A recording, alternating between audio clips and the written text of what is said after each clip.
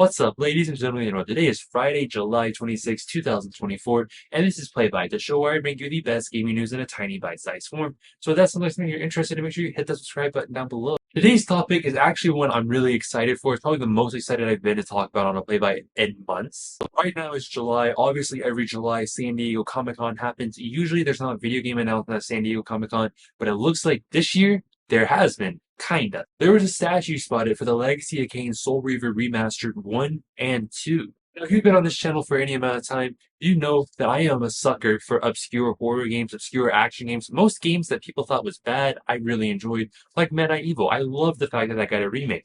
But Legacy of Kain has not been announced to get a remaster at all. This is the first we're hearing of it.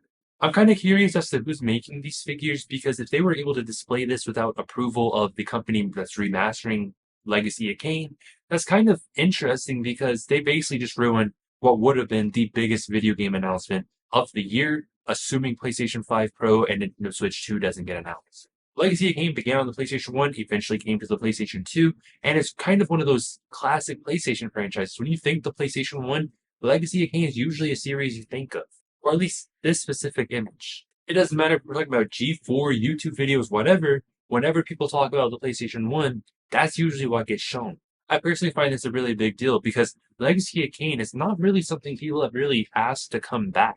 It's not like Jack and Daxter or Sly Cooper, where there's fan bases that are dedicated to it. Legacy of Kain is kind of isolated, doing its own little thing. And the fact that it's coming back as a remaster is actually really exciting. As you know, a lot of these companies are saying, hey, we cannot do these big AAA games anymore. And everyone's been saying, start remastering your old properties to release them in the meantime, so that you don't, lose profit, have to lay people off.